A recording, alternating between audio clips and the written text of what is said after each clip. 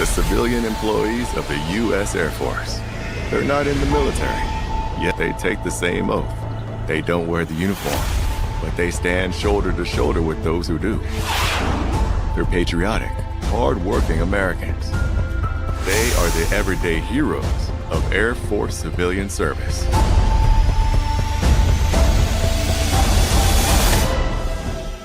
Forces joined. Well, good evening, everyone. It's Wednesday, September 4th, and I'd like to welcome you all to today's Aim Higher live webinar. I'm Ryan Schneider, AFCS Marketing and Brand Management Specialist, and I'll be your host as we bring you another of our always popular Living the Life episodes.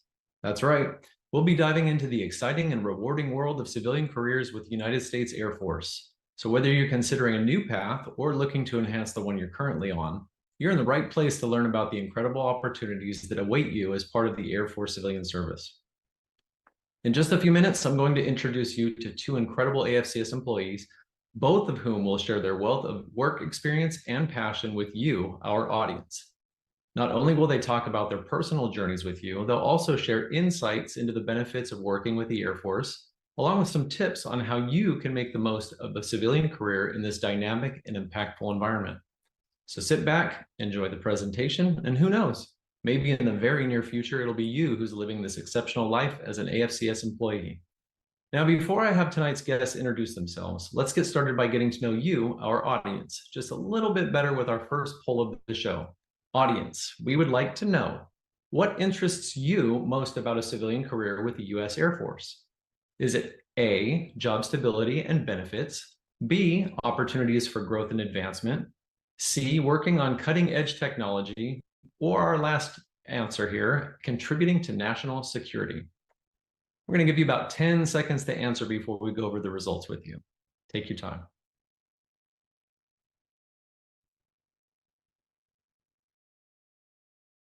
So it looks like our top one here was opportunities for growth and advancement. So it's clear that many of you are driven by the opportunities for the growth and advancement, and the U.S. Air Force is a perfect place to pursue that ambition.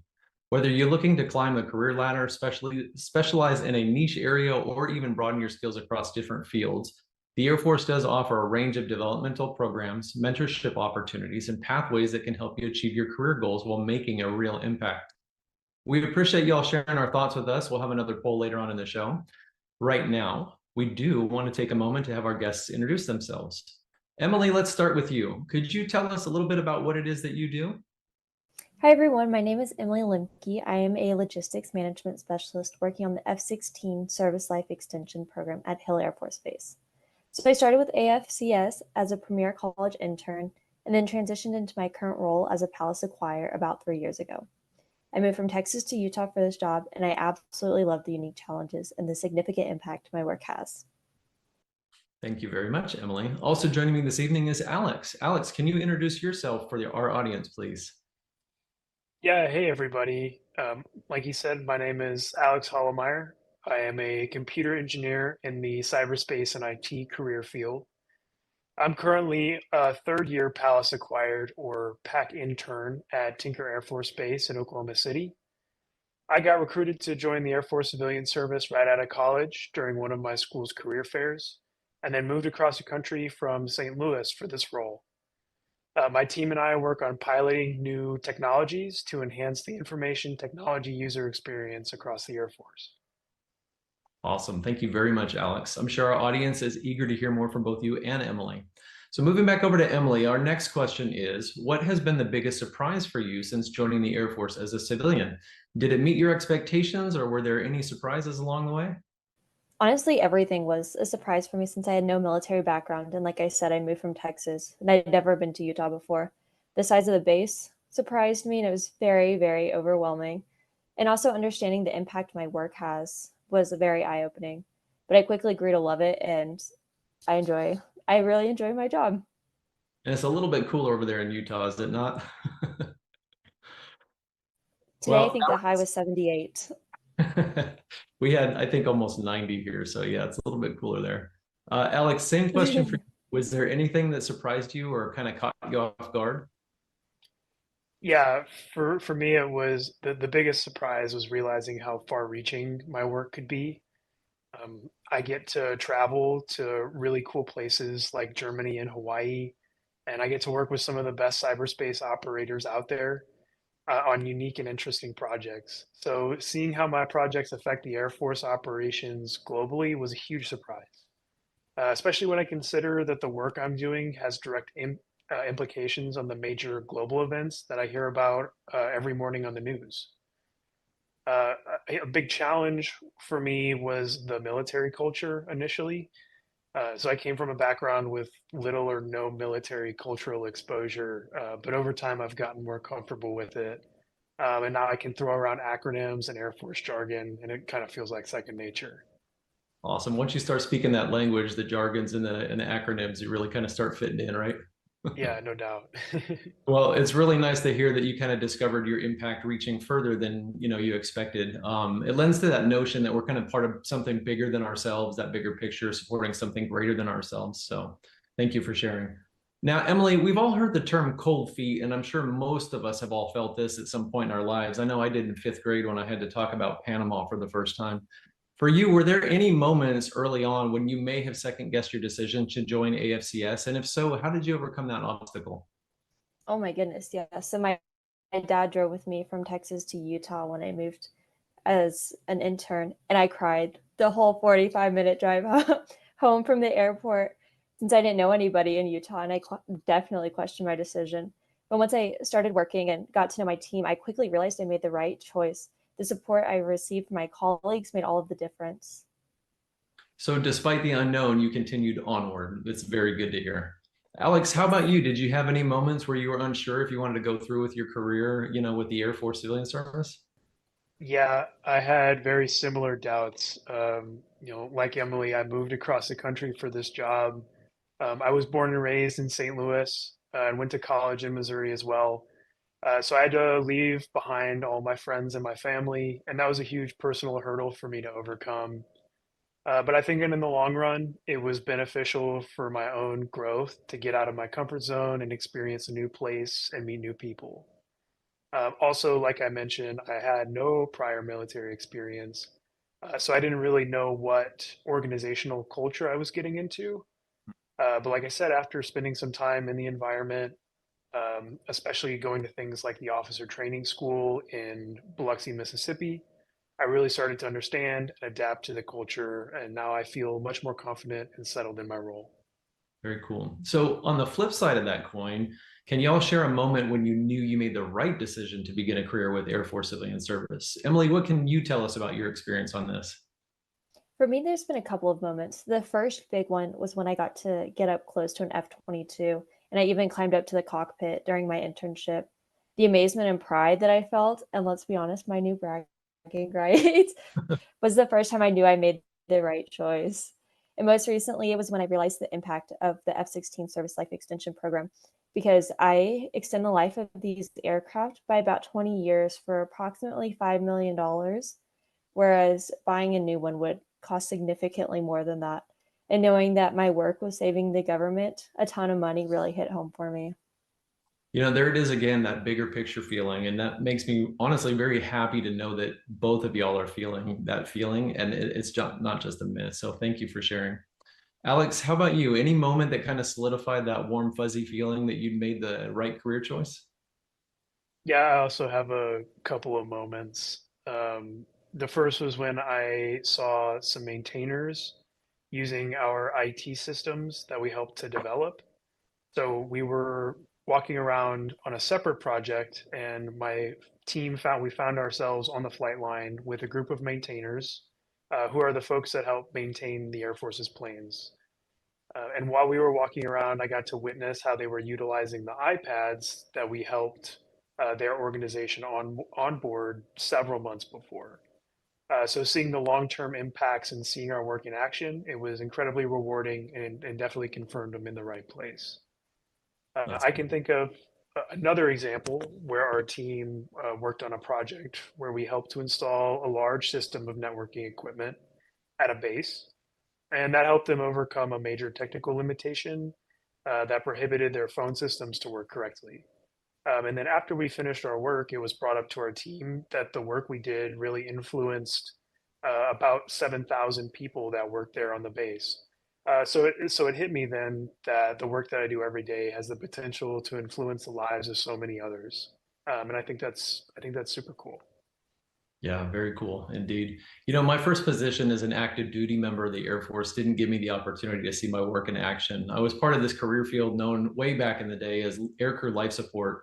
And we provided life-saving equipment to like crew members if they ever encountered an emergency situation. So thankfully, not seeing my work in action was a good thing, but I still knew I was in the right place. And Alex, you mentioned it earlier. I know a lot of people ask me personally, like, do you need prior military experience to be part of the Air Force Civilian Service? And you kind of mentioned you had none. To those of you in our audience with that same question, you'll be glad to know that while we take the same oath, share the same mission, serving in the armed forces is not a requirement to become part of the AFCS family.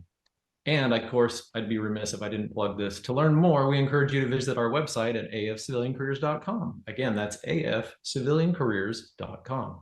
That AF stands for Air Force. All right, enough of my trip down memory lane and a plug for our website, of course. Emily and Alex, AFCS is known for supporting the professional growth of its employees. And I know you both are partaking in some pretty cool stuff. Can you please share how AFCS has helped each of you grow professionally? Emily, we'll start with you again. The opportunities for growth have honestly been really incredible. You guys are paying for my master's degree, which is a huge benefit. And you also have paid for my undergraduate loans, which was also very nice.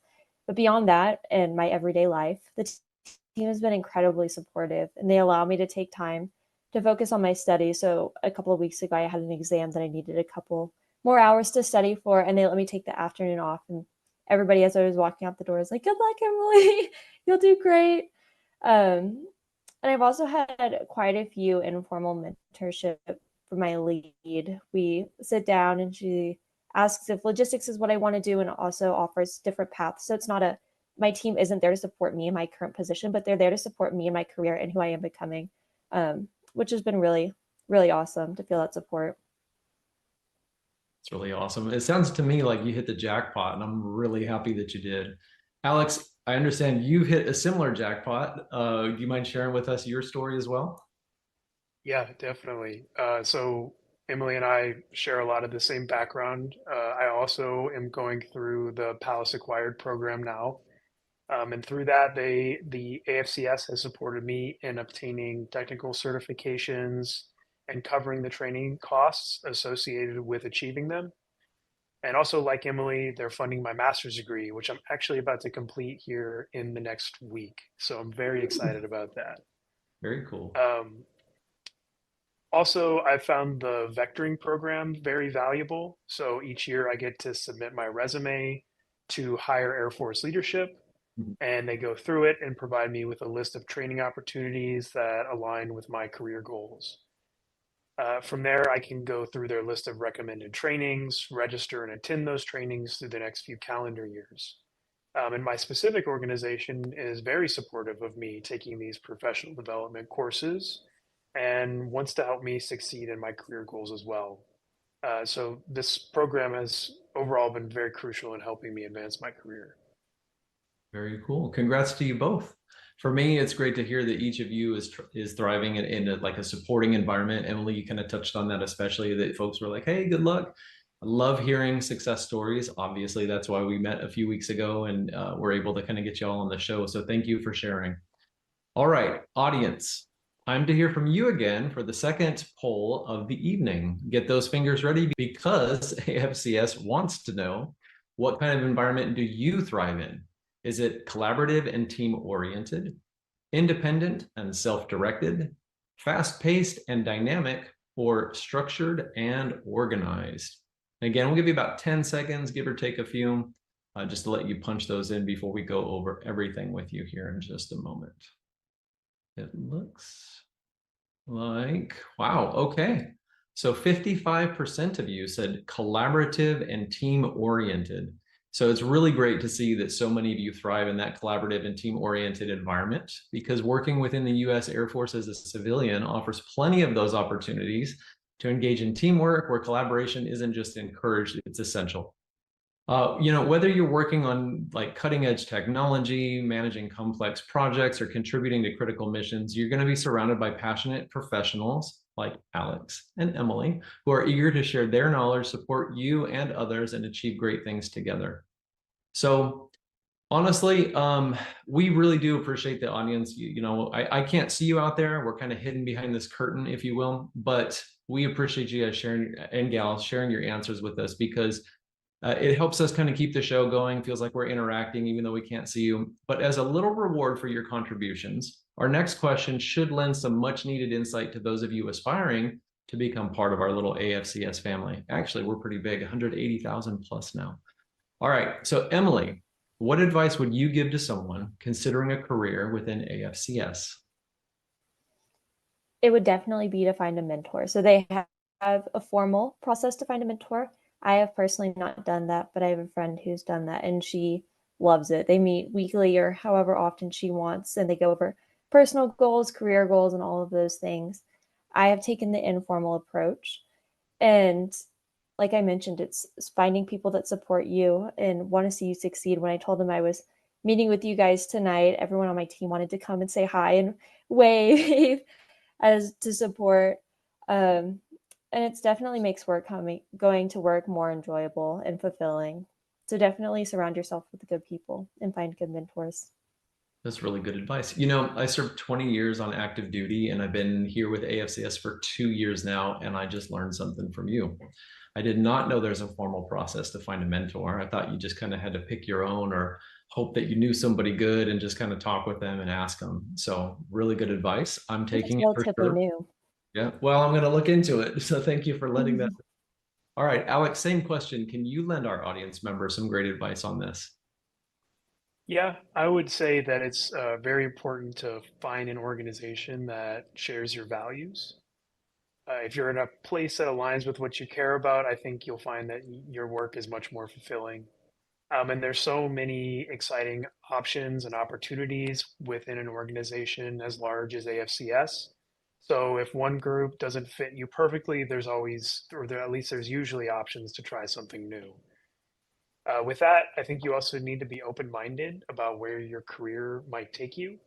There are, like I said, there's many opportunities within AFCS that can match your skills and interests.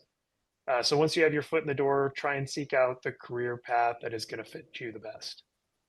I really like that, being open-minded about where your career might take you. I've got a lot of kids, and I've made a lot of career changes, and I have to say that's great advice, because sometimes we think we know what path we want, and then we find out once we get there that it might not be what we wanted. But like you said at the end there, put your foot in the door and then kind of see what we have, look around. It's really great advice. So all right, let's talk about your experiences with the AFCS internship programs. Emily, can you walk us through what that looked like for you? Yes. So I started as an intern approximately 3 years ago, like I said. I was only an intern for about 10 weeks, which was shorter than everybody else in my group, but that was because of school. But it was a great introduction. I learned lots of acronyms, like Alex said. There's lots of them. So in the afternoon for a couple hours, my team would sit down and we would go through all of them, which was incredibly helpful. I was worried that I wouldn't remember them when I came back a year later, but to my surprise, I remembered a good chunk of them. So after I completed my 10-week internship, I went back to school at Texas Tech to finish out my degree. And after I completed my degree, I came back to Utah for the PAC program, which Alex and I are both in. And the Air Force even paid for my move from Texas to Utah, which was incredibly helpful. And like I mentioned earlier, they're funding my master's and paid back my student loans. So that's very cool. I think it's amazing. my adventure. I still think it's amazing that y'all are taking advantage of such an awesome opportunity. Alex, I know you had a similar experience, obviously, internship and PAC, but go ahead and tell us what your experience was like. We'd like to hear it. Yeah, so I started as a PSIP or Premier College intern in 2020, which was the COVID year.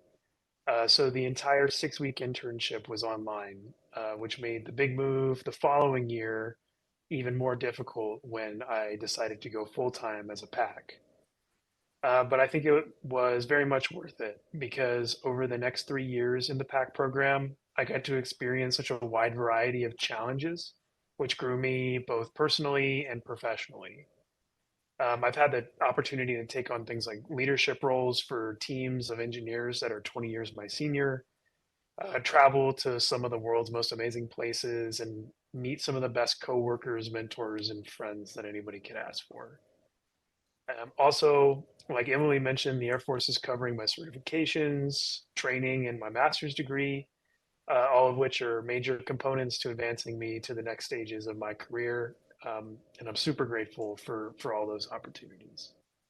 You know, I have to say, you've mentioned earlier Germany, Hawaii. I'm a little jealous. I haven't got to travel to those places just yet, honestly, even after spending as long as I did in the Air Force. But I think it's pretty freaking awesome that you have been able to do that already. So very cool. And honestly, we're grateful for both you and Emily being here today.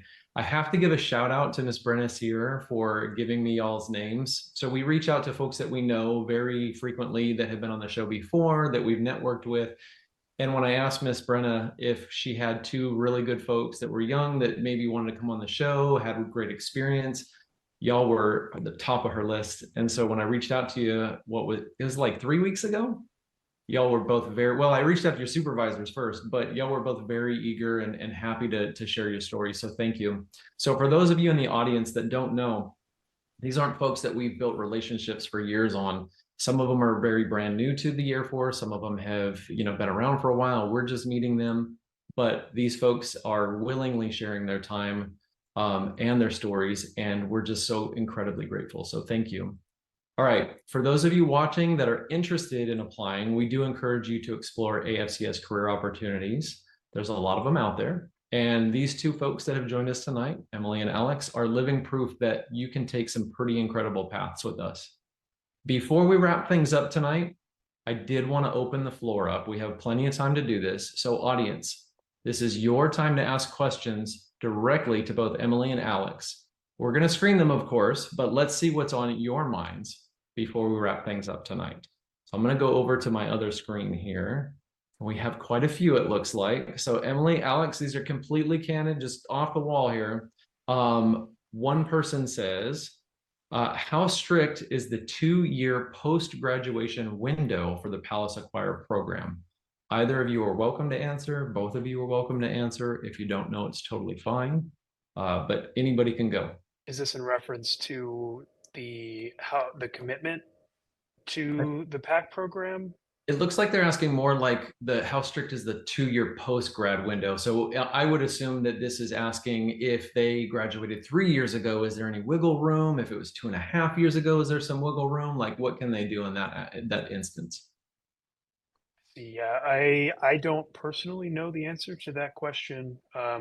Being somebody that got hired right out of the PSIP internship program after I graduated, I didn't run into that particular issue. Okay, Emily?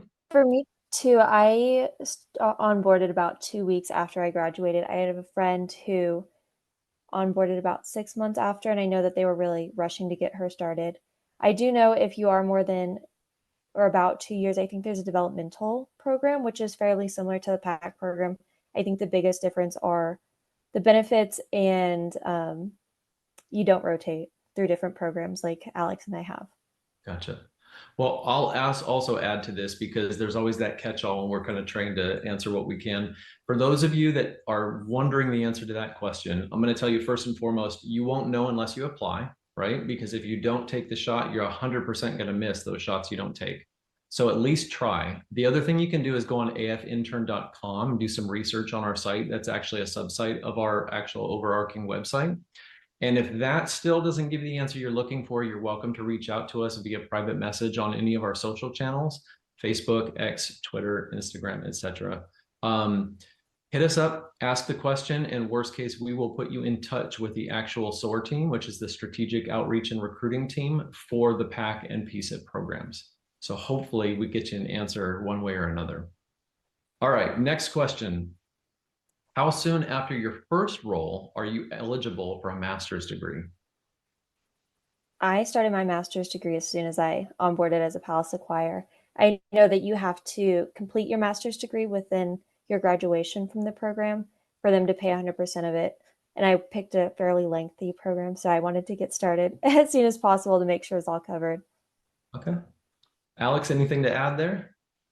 Yeah, very similar. I got started as soon as I onboarded in the PAC program. I started working on my master's. But for those in the audience that aren't part of or wouldn't be part of the PAC program, I know that there's still the opportunity to get a partial amount of your tuition for a master's degree paid for through AFCS as well. Awesome. All right. This next one is a fun one. It says, is it possible to find a mentor without being a part of AFCS yet?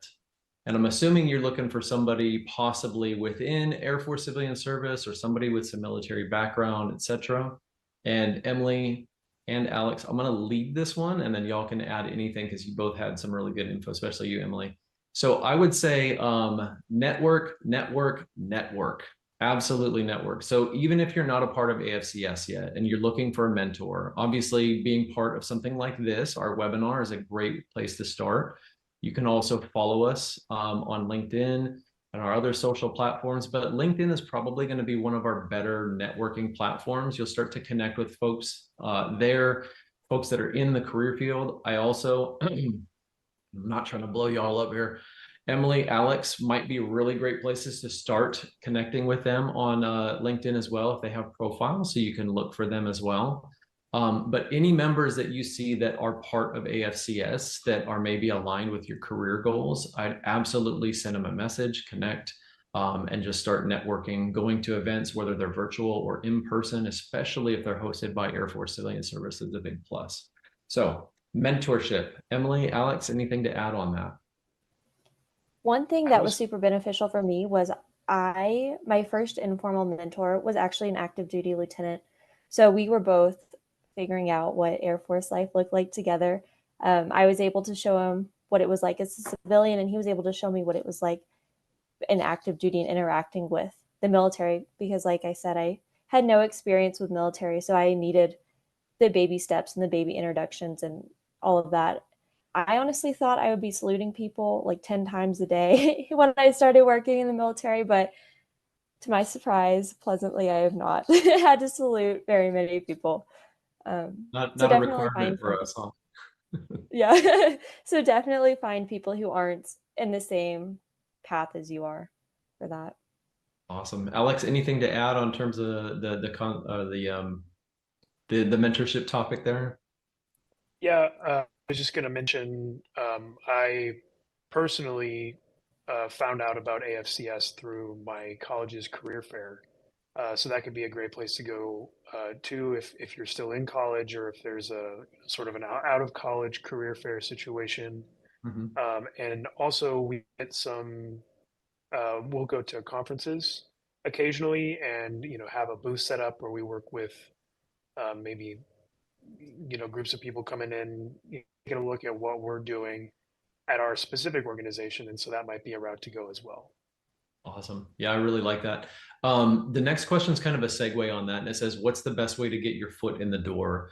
And on the topic of networking, attending events, and again, not to plug, but that's what we do, afciviliancareers.com/events. That's our events page, and all of our major events that are hosted by Air Force Civilian Service. It's a great place to kind of look and see what's going on. If there's something local for you and you can show up, great. If not, we do have virtual events from time to time, or at least some way for folks to get in touch with our recruiting team or our hiring managers. If we're doing some type of large scale event, we have a new thing that we call a digital hiring project, which is in a sense a resume repository where we put out a virtual event and you're actually attending or like submitting your resume. And that's how you kind of partake in that event. So you don't actually meet with anybody, but a actual screening team is looking at your resume.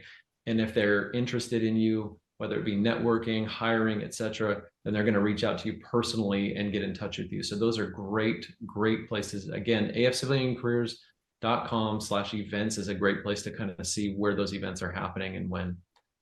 So anything to add, best way to get your foot in the door, Alex or Emily, either one? I can piggyback off of something that you said earlier, Ryan, is you miss 100% of the shots you don't take. So I think just getting your resume out there in front of as many people as you can is a great place to start. Agreed. Emily? I had a very unique way of finding this job. Somebody from Hill emailed someone who emailed somebody who emailed somebody who emailed my professor, and it made its way into my inbox. But you guys can add me on LinkedIn, send me messages. I see that a couple of you guys have. But yeah, that's one way. Awesome. All right. Let's see the next question here. This is a fun one. I like this one. And it's for Emily, but I'd like to also hear from Alex as well. What is the best part about working for the Air Force as a civilian? So Emily, go ahead and I want to hear from Alex too. I like the benefits. I get every other Friday off, which is very nice. I start my day at 6 a.m. I'm off at 3:30, so I have the rest of the day to myself. I also like that the amount of time that you've been in the Air Force, you get more leave and time off. So your first 3 years, you receive about 6 hours of pay period, and then after that, you go up to 6, and then after a couple more years, you go up to 8 hours. So that part's been very nice. Like Alex, I have been blessed with the job that allows me to travel. I've been to Poland, Belgium, South Korea. I'm going to the Czech Republic, Germany, and Hawaii soon. So that also has been very, very nice. I've enjoyed that aspect. But pretty much everything about the Air Force, so much so that I told my sister that she should look into this when she was looking for internships. So I've liked everything. Y'all need a chaperone on any of those trips coming up?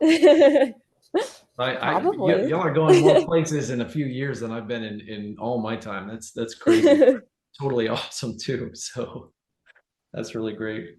No, I love that question. Alex, for you, same question. What's the best part about working as an Air Force civilian for you? Yep, it's 100% the work-life balance.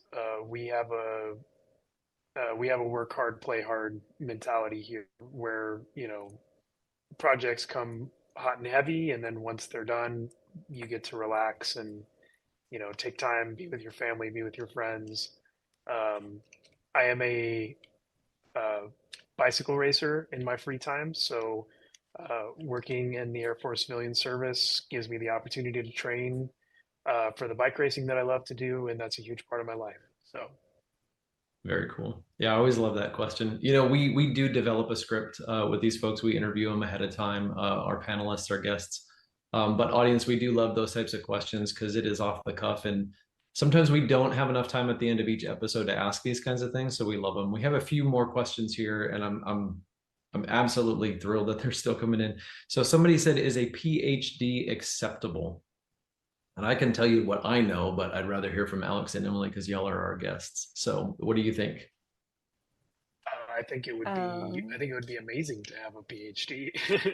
I wish I had one. Yeah. Yeah, I agree.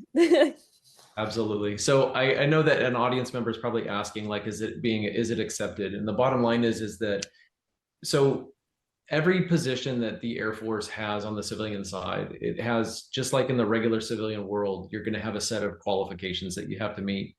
And the best place to go, again, afciviliancareers.com, you check it out. You can do the /find a job with a hyphen between on both sides of the A's. But if you just go to our website and look up the job carousel or the hot jobs map, you're going to see all the different things across the world that we have available right now. These are hard to fill, direct hire, authority positions, so on and so forth. But we have a team of about 20 recruiters that work with hiring managers across the Air Force to fill those positions. And some of them you're going to see, depending on what the role is, there might be no education. It's just going to be a matter of like experience. Some of them are entry level. Some of them are very high up. But those are minimum qualifications. So if you need a bachelor's, in one of the STEM fields and you have a PhD, yeah, you're going to be well beyond that. There is such a thing as being overqualified, but again, everybody has to start somewhere. And if you take a position that fits for you, you always, with those qualifications, are going to have an opportunity to move up, move around, just like Alex was saying. You don't have to stay in one role. you can get your foot in the door, figure out what fits, where you want to be. And we encourage that. It's called, career growth. So we'd like to see you move up and, through the ranks that we have, the GS system.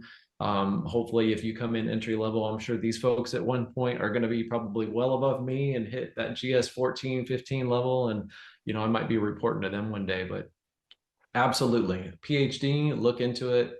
I'm sure there's plenty out there that you could qualify for with that. All right. Next question here is, if you have no prior experience in your field, do you need to start with an internship? So I'm guessing start with an internship, or is it possible to get it like a GS5 job with just a degree? So that might be a good one as far as the interns and stuff go, like how y'all did that. Where were you at with your education when you applied? That might be a good way to start. I had 1 year left before I graduated. Okay.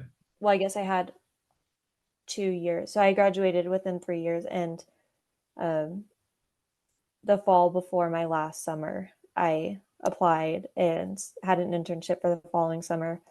Did my internship, went back to school, finished out my degree, and then I came back. Okay. Alex, anything to add on that? Yeah, I was in the same position. I graduated 1 year after my internship. And I believe we've had other interns come in and start, immediately following their bachelor's degree without having gone through the PSIP intern process beforehand. So no work experience in their field, but just a bachelor's degree was enough to get their foot in the door. Awesome. And I think that perfectly answers that question. So hopefully that hits the nail on the head for the individual that asked about that. Thank you for that answer, Alex and Emily. All right. Here's one that's fun. If I'm graduating in May, should I apply for the PSIP first, or should I apply directly to PAC? What do y'all think on that one?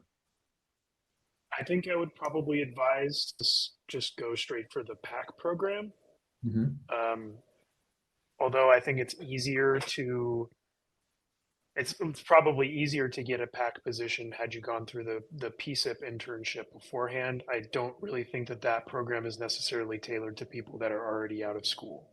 So maybe the PAC, going directly to the PAC program would be better. Okay. Emily, anything to add? Nope, I agree with all that. Awesome. And I can tell you that, gosh, what are we in here? September now? So it was about this time last year. My daughter was in the same situation and asked the same question. I graduated in May. What should I apply to? She did apply to the PSIP program. And what was really cool is that they will find the fit for you if they want you. And lucky for her, she got picked up. So I was really, really happy. Proud papa moment. And not to brag on her, but same thing. So I guess in short, go ahead and apply for something. Don't wait. Don't sit around and wait. They made their decision for her in December, and she was picked up for what was called the pipeline program. So neither PSIP or PAC, but she was brought in for a 2-year internship. And that was before she finished. And then once she finished, now they're making her a permanent position, in another proud papa moment. But I have to agree with what both Emily and Alex said. Just get your foot in the door. Just apply for something. Don't wait. If you're interested now, apply now, because you're fueling that fire right now with just thinking about it. Don't wait. Get the foot in the door. All right. Here's a good one, and I can answer this because I don't know if y'all know the answer to it, but does AFCS hire on the spot at hiring events? Oh, yes, we do. And in fact, we have a few recruiters behind the scenes answering some questions throughout the show that can tell you firsthand that they absolutely do. We work with some of the large organizations across the Air Force, from AFMC to AFLCMC, and I'm not even going to try to go into the acronyms right now because I will mess them up. But just know that there's some major organizations out there within the Department of the Air Force that are hiring all the time. And we set up large events across the nation where we go out, we try to do screening ahead of time, set up interviews, and yes, there are plenty of hiring on the spot happening, and it's one of our most successful events, types of things that we do to date. So it's very exciting to see when they send us like, hey, we need X amount of people, and we hit or exceed those numbers because of the work our recruiters are doing and the name that AFCS has built for itself, along with the help of the hiring managers, the organizations. So in short, yes, we hire on the spot. All right. I think we got the second half to that question with, should I apply now? It says, along with that, should I wait until I graduate to apply? Oh, no, I'm sorry. Should I wait until I graduate to apply or apply now? I'm going to just say apply now. Just do it. Because here's the thing. If you apply now, I mean, our folks are smart enough that are going to be screening the PSIP folks. And if they look and go, hey, this person's going to be graduating and they're making a decision in December, they're going to find a spot for you if they want you. They're going to say, okay, hey, we're going to bring you on and we're going to wait until you become a PAC and put you in there, or we're going to put you right into the PSIP, or we're going to do the pipeline.